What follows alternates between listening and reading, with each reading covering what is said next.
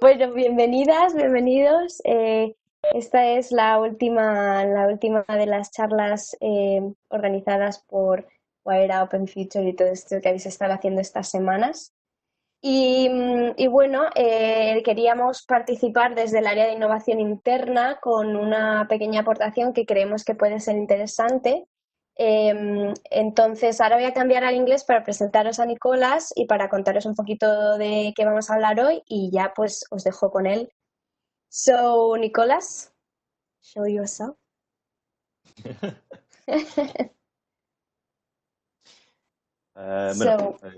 Hola a todos. Hola. Thank you for the invitation and the introduction. Yeah, it's a little bit easier for me to do this presentation in English than Spanish, so I apologize for that. And now that you all saw me, I will switch off the video to help out the bandwidth. I mean, there's nothing to see. It's me and my room. So, Nicole, okay, wait, go ahead. so I'm going to give a bit of context. So Nicolas is one of the members of the research area. Within Core Innovation, we have a research area that is takes all the part of academic research and is our flagship outside in the academic world, in the scientific community. And we are very proud because we are like top of the knot, and Nicolas is one of our researchers. So he will be speaking today about privacy and safety in the cyberspace. So hit it. All right. So thank you for the invitation again. Indeed. So today we'll talk a little bit about privacy and safety, some works that we've been doing the last couple of years on this topic. So I thank Rachel for getting in touch with Wayra, Open Future, Innovation for Ventures, and organizing this webinar. Okay, so I'll now, I guess, switch off the video because there's no point keeping it, and move on with the presentation. I hope everybody can see it. So just a quick bio on me. I've been involved in several projects in the last few years. Various collaborators in the past have focused on different topics, from distributed systems and networks to anything that has to do with graphs.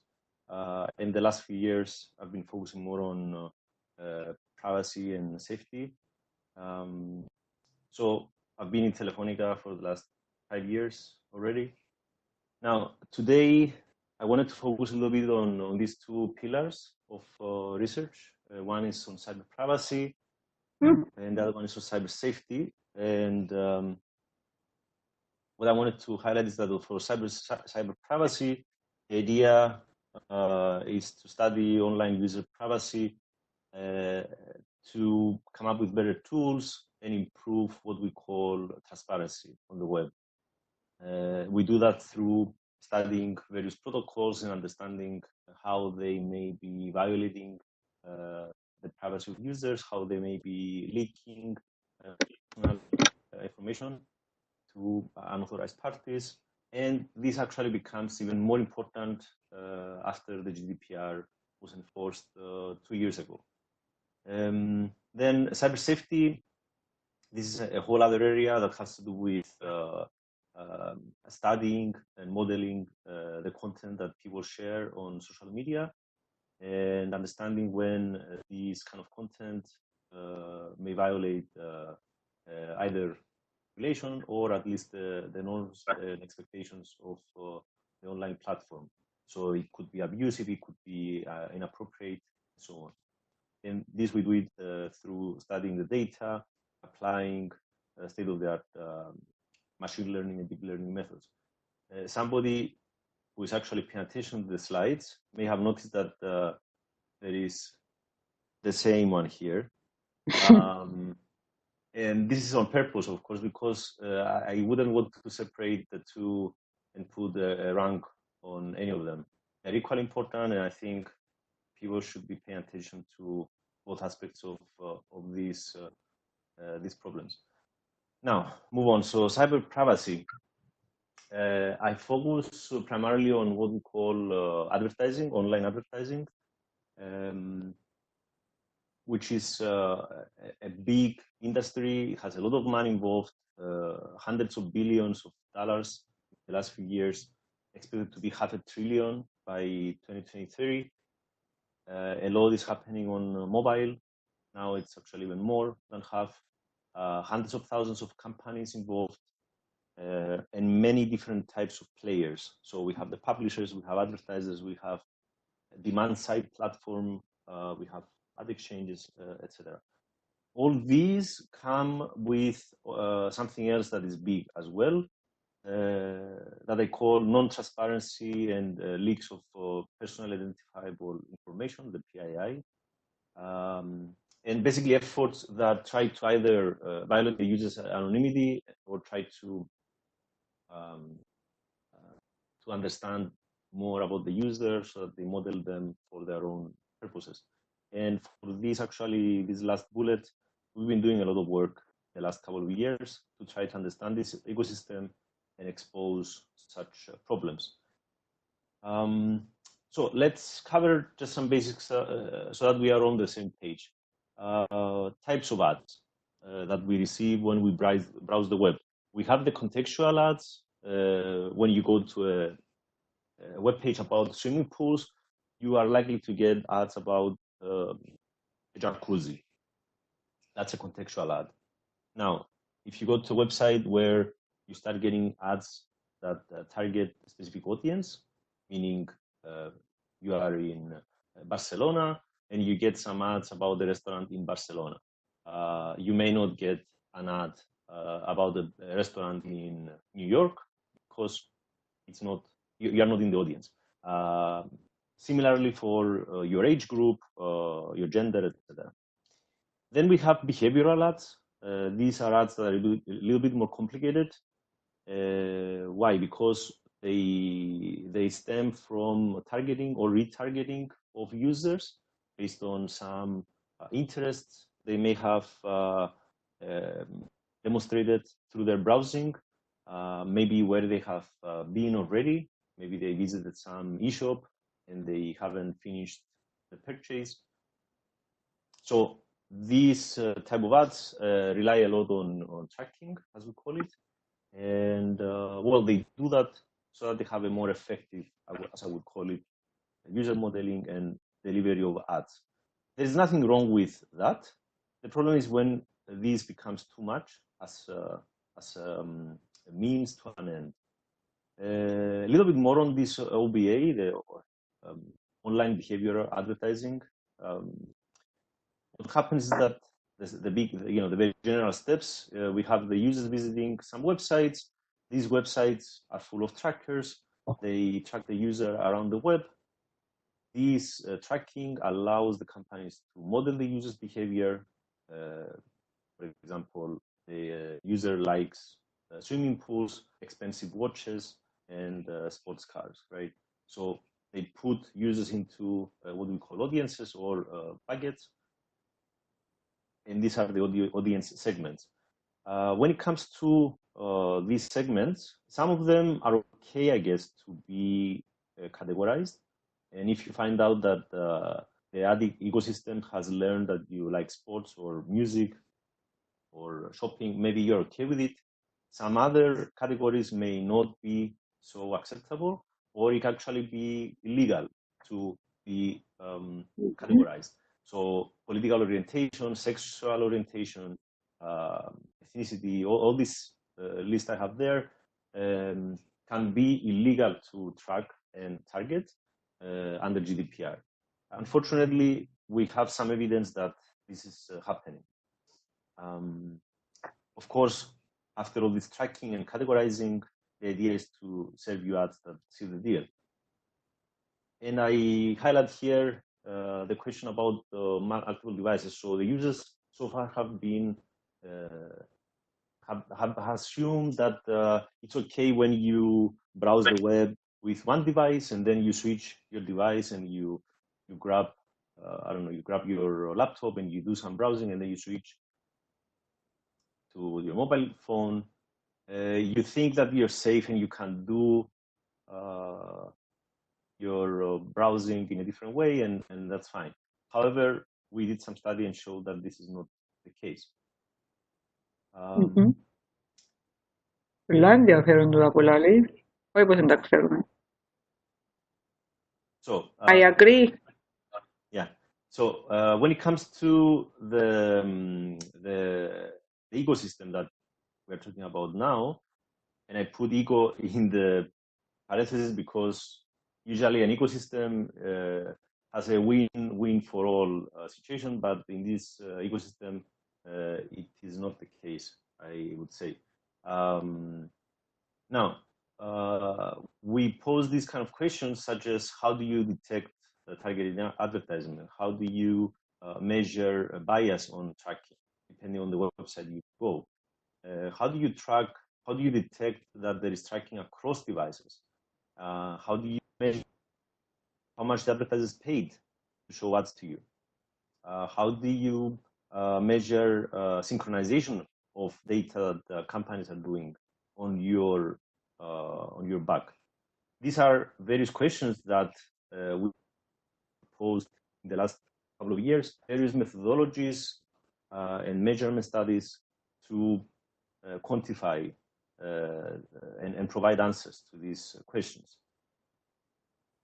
I list here in the next slide various papers that we published that have been accepted in top venues, and they investigate these topics in different ways. I don't need to mention anything more here. So I'll just give you some examples with respect to the privacy of users and what we have done. I'll touch a little bit details and then move on. So with respect to tracking on hyper-partisan websites, what are hyper-partisan websites? Let me get to that. This is a paper that we published. Actually, it was presented a couple of weeks ago in the World Wide Web conference. That was, well, it was done virtually, but it was planned to happen in Taiwan. So this paper we did with King's College and Brave.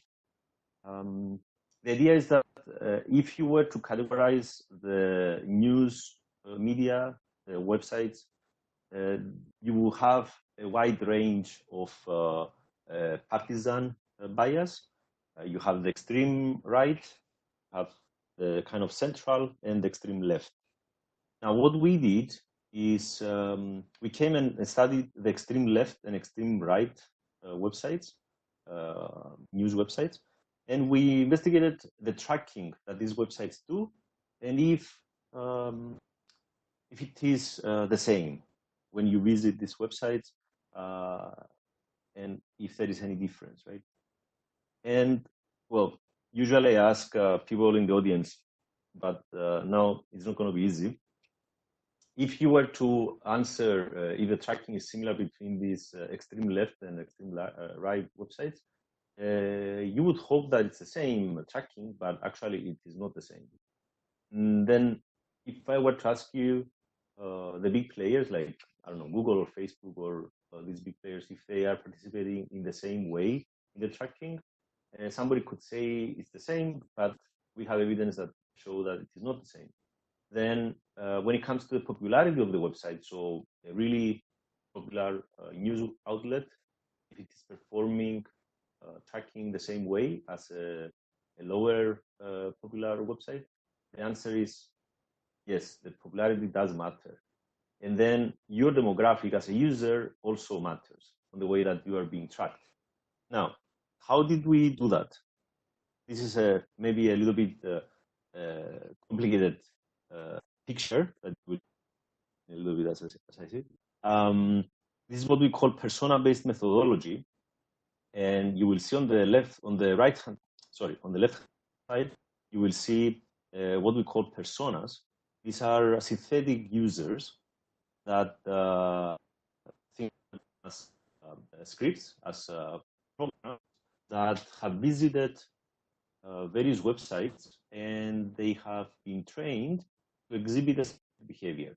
So if I were to build a persona that emulates a woman, I would go to some websites that are traditionally, or at least based on data, are being visited by women. In this way, I get the cookies, I get all the activities that the ad ecosystem would send to me that a woman persona would be receiving. Then if I move on to the right-hand side, I could go and visit what we call left extreme left websites or extreme right websites. These are the WLJ and the WRJ boxes that you see on the right-hand side. Now, when you go and visit these websites, you receive cookies, you receive ads, you receive a lot of things. These are the arrows that come from the advertising ecosystem with red, right? So the whole circle closes. You receive all these ads and all this activity, and with the box that you see, OpenWPM in the center, is basically the controller that orchestrates all this activity. So you do this kind of methodology, you collect activity of what the users would be doing when they visit the web ways. Nico, excuse me. Can you explain again what is extreme left and extreme right website? Yeah, of course.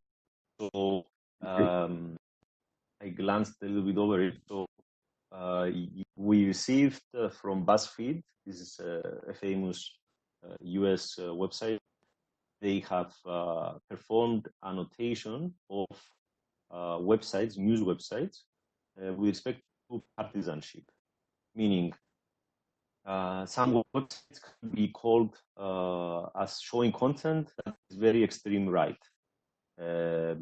Others may be showing content that is extreme left, right? And these journalists from BuzzFeed, they performed this annotation and they have presented this work.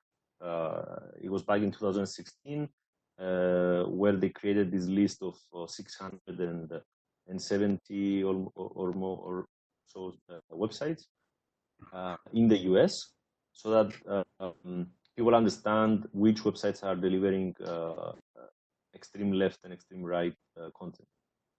Political. Sorry, okay. Political content, right? It is dependent on the content as well as their Facebook pages, as well as the activity that they collect on this type of channels that they have. Okay, thank you. Sure. So moving on, I'll just touch on a couple of results. What you see here is a breakdown of top trackers. You see here DoubleClick, Google, Amazon, etc. And then with 3 colors, you see the percentage of websites that we have seen these trackers. Black is the general web. It's, let's say, the average expectation that you have when you go to a random website. Then the left is the blue and the right is the red. What we show here is that in many of these trackers, the activity that they have in these extreme left and extreme right websites is much more intense than in an average website. Now, this is maybe expected because these websites attract a lot of attention. So you see this desire by the trackers to be present and monitor the activity. Also, we see that right is being tracked more intensely than the left.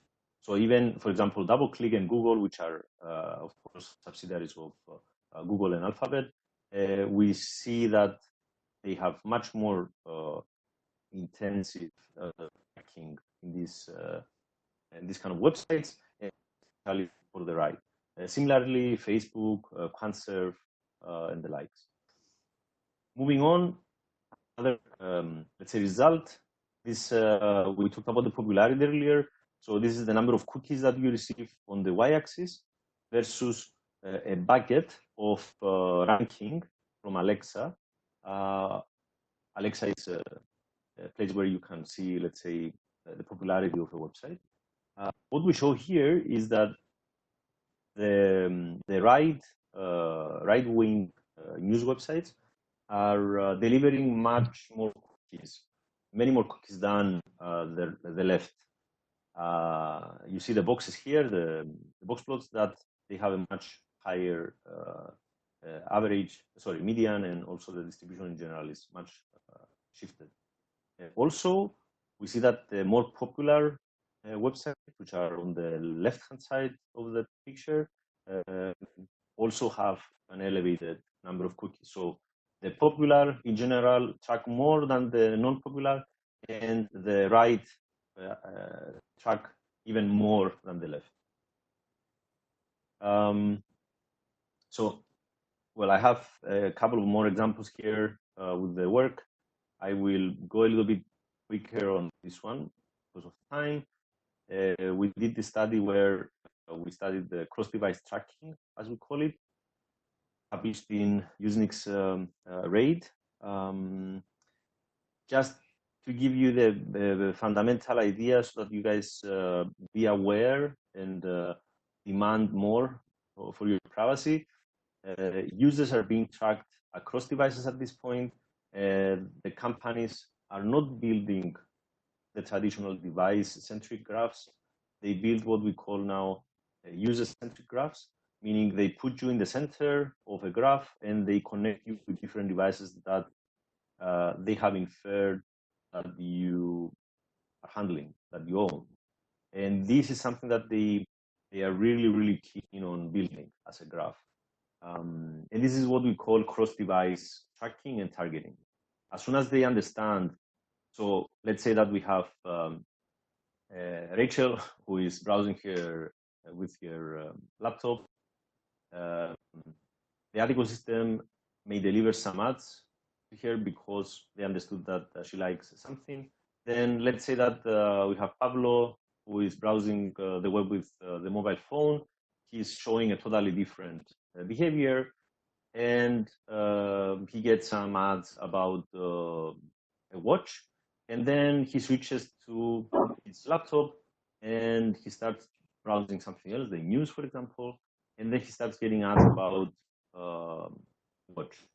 What does that mean is that the ad ecosystem has understood that Pablo owns these two devices, the cell phone and the desktop, and it's safe to deliver ads to Pablo in the other device. Now, this violates the user's privacy because the user may not have expected this. So what we did with this study is to measure how much this is possible across devices and what factors may be affecting the performance of cross-device tracking. We proposed the Talon, this persona-based methodology. Again, it's persona-based, as I mentioned earlier, and perform some measurements to show how well ad ecosystem can perform the CDT, and also study the different factors. I'll just show you this picture and then jump to one result. On the left-hand side, we have this persona type of generation of traffic. You go to one device, then you start browsing the web. This device it shows a specific intent to the advertising ecosystem. Then we collect all the ads and activity that the ad ecosystem is sending back to the device. This is being analyzed, and we try to detect the cross-device tracking. Then we do this for different personas. We do that for different devices. We do that for different IP addresses. We try to vary all these different factors, and then we understand or try to understand if there was cross-device tracking or not.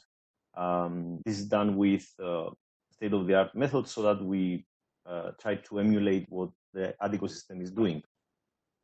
I'll just jump to a couple of results. This result shows basically when you go to some websites that may or may not have cross-device trackers, the performance that we have, this AUC, in case that you guys are not familiar, it's the area under the curve of the receiver operating curve.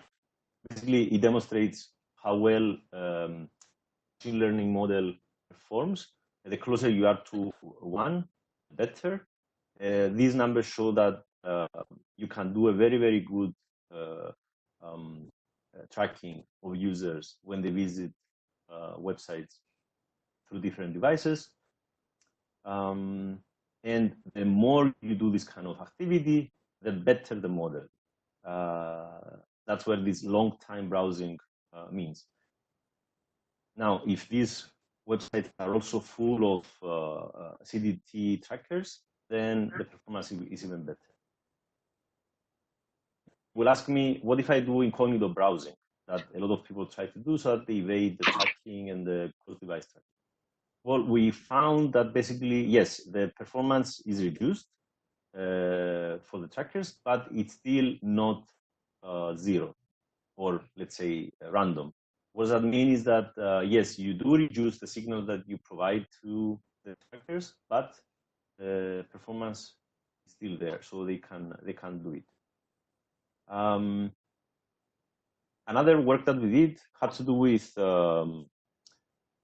studying the value that advertisements cost to be delivered to the user. This is a work in progress to be delivered, to be submitted, but we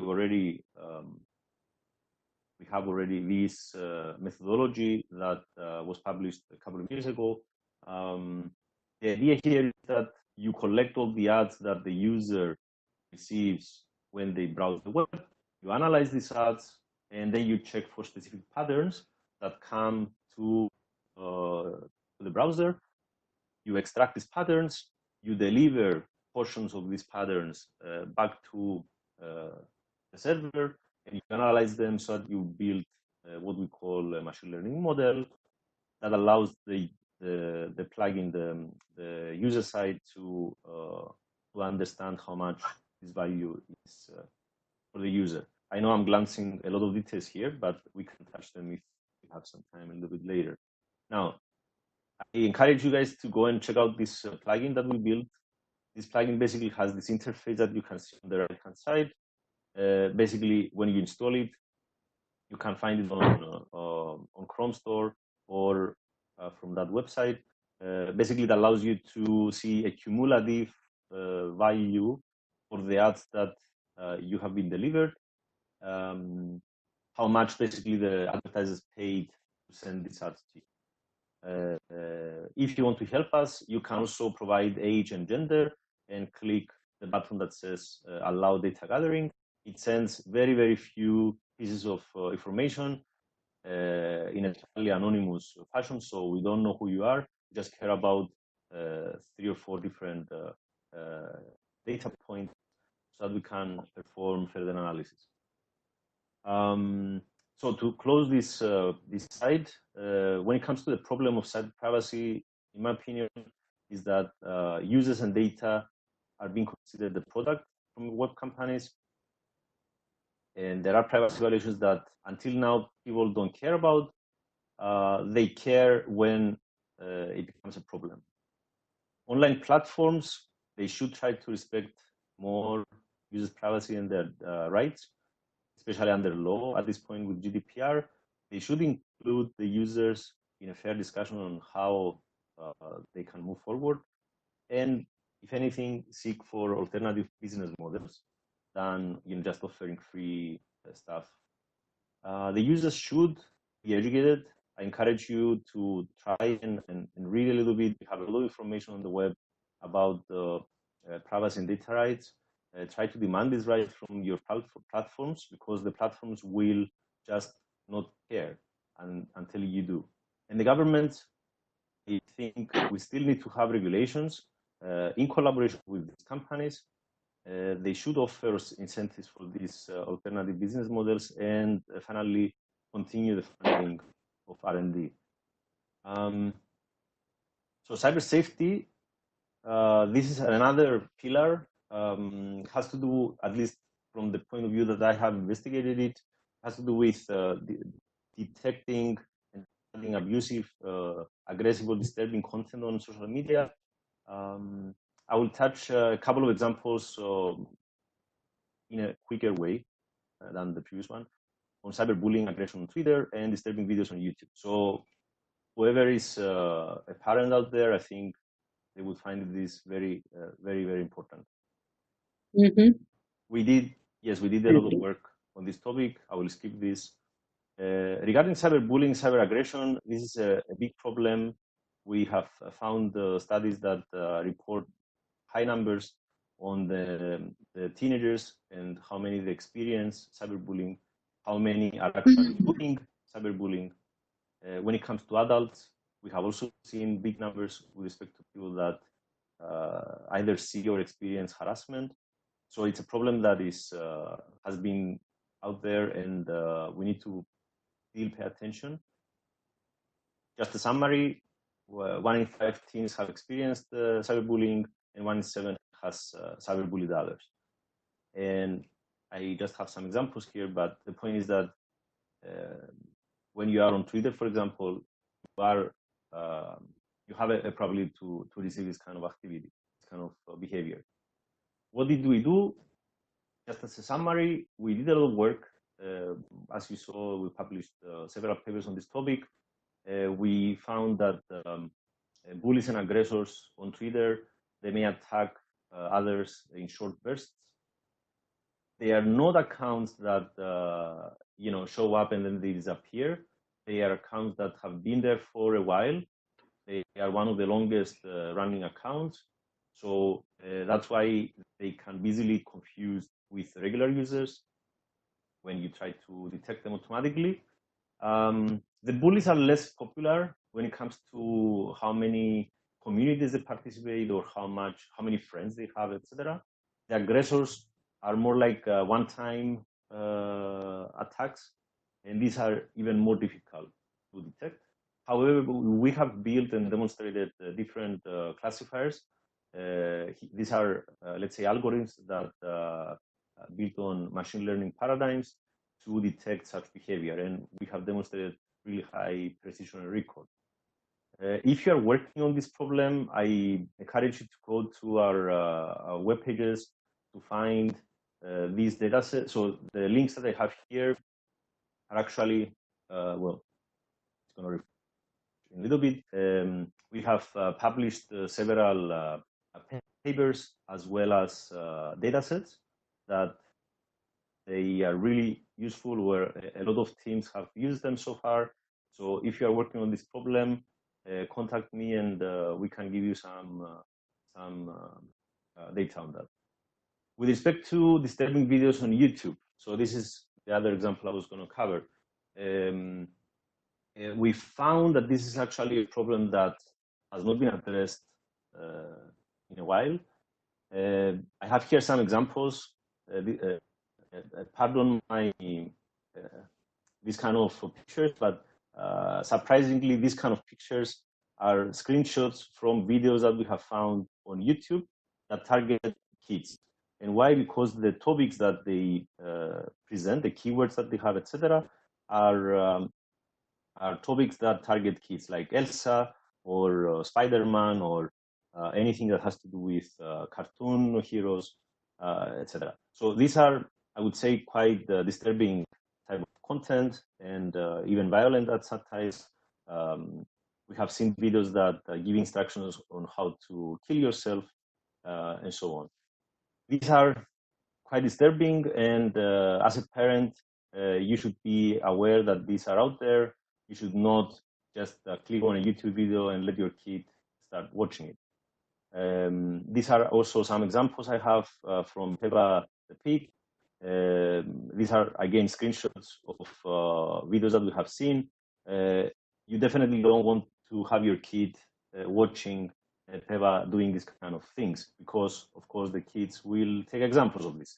So, to summarize this problem, some of these videos have been on YouTube since 2016. They have been seen many, many times.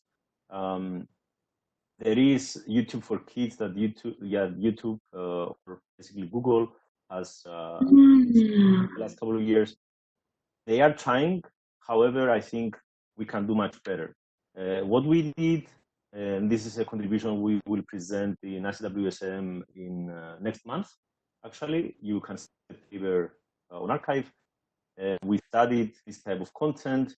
We released the classifier built on deep learning neural network, and also we released the dataset. So you can work with the dataset. You can do a lot of things. I would like to stop at point 3 and say that we also tried this interesting example, this interesting experiment where we pretended that we are a toddler and we are browsing YouTube videos, and after our guardian gave us YouTube with a safe video, we start clicking on the recommendations of YouTube. And what we found is that in just a few steps, it is likely, well, yes, the likelihood is low. It's 1 to 3 or 4%, but it's non-zero, right? So this is quite important. So the kids may come in touch with this kind of inappropriate videos in just a few hops, a few recommendations. Again, the data set is available. It's comprised of almost 5,000 videos that we annotated with the breakdown that you see. And also we have some random videos for comparisons in case you want some baselines. I will just conclude on this part with some remarks. With respect to the problem, it is difficult. It's not impossible. What we have showed is that with some commitment and some resources, I think you can do a lot of things. The online platforms like YouTube, they should be obliged to provide more protection to the users. They have even more resources than, for example, a university. So what are the maybe with feedback from the users and also laws, this could be improved. When it comes to the parents and guardians, I would encourage you not to use YouTube as your babysitter. This is not safe. And try to provide feedback and demand protection from the platforms so that they improve. Finally, from governments, I think there should be more laws on this, or even fines. Unfortunately, companies are not doing the best they can. I think they could do better, and of course, continue the funding on these problems. So I will stop here. I had this as an extra slide, but I'll stop here. And sorry for the excellent. That was wonderful. Thank you, Nicolas. So I wanted to ask you a question. It's not so based on the technical things, but more like what your thoughts are, and then maybe we can open up for a few more questions if anybody wants. And I was especially focused on this in the first part. You were talking about tracking and cross-device tracking and stuff. Do you think the current situation we're living will change the type of tracking that websites do, and beyond that, will it change the way that users perceive to be tracked? Like right now, users refuse, or at least that's my perception. Like people don't like to be tracked. Will this situation change that anyway? It's a good question, because I think in the last few years we have seen a movement towards privacy.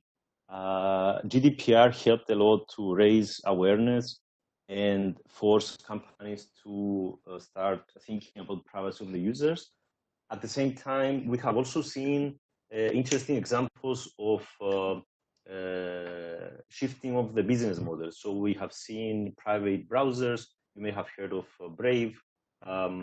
We have seen various other alternatives on doing, for example, private search. So this is a movement that I think helps people understand more the intricate details of what privacy means and demand more, let's say. When it comes to tracking, we have also seen, or at least I have seen some evidence. In fact, this year, I have seen testimonials of companies reporting that when they try to get consent to be, legal under GDPR, they find it really, really hard because people don't want to give their consent in tracking and data collection, etc.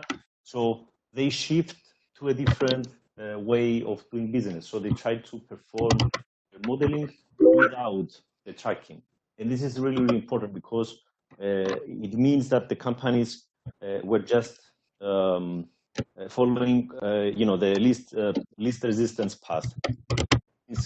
Since the users were not resisting, they were oblivious, the companies didn't care. They were just collecting and tracking and tagging. Now, people started reacting, and companies will find just a better, more private way to do it. So, yeah, I think we have evidence to support that not only it is possible to do it, but also privacy preserving. That's super interesting. So I can see here that Alberto wants to ask you about email security. Wait.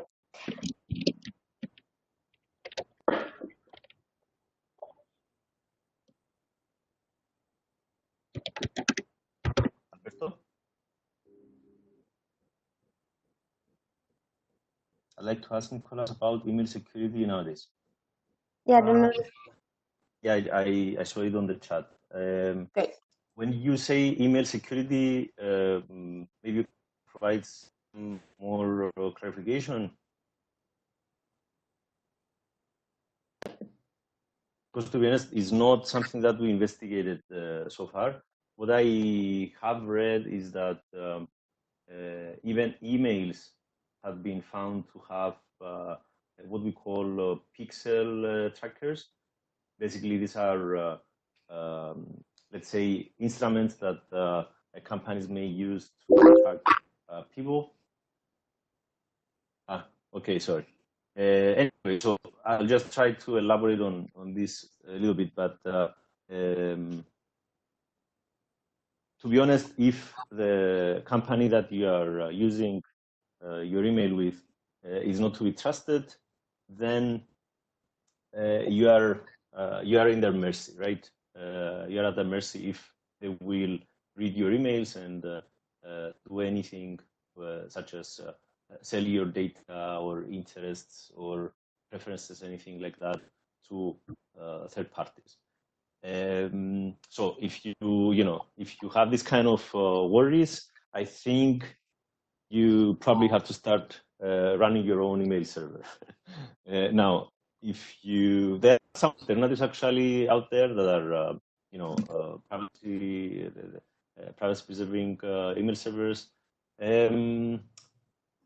The problem is that companies take advantage of the fact that the average user will not bother with running their own email server or going for the more privacy preserving one. Gmails and other kind of big email services have built on the fact that I mentioned earlier that they offer free stuff for advertising. So the Gmail is really nice because they put a lot of effort into making it nice. The question is, do you want this kind of nice service with, of course, the problem of tracking or basically data mining versus more private, but probably less features or something like that. Thank you, Nicolas. Thank you, Nicolas. That was so amazing.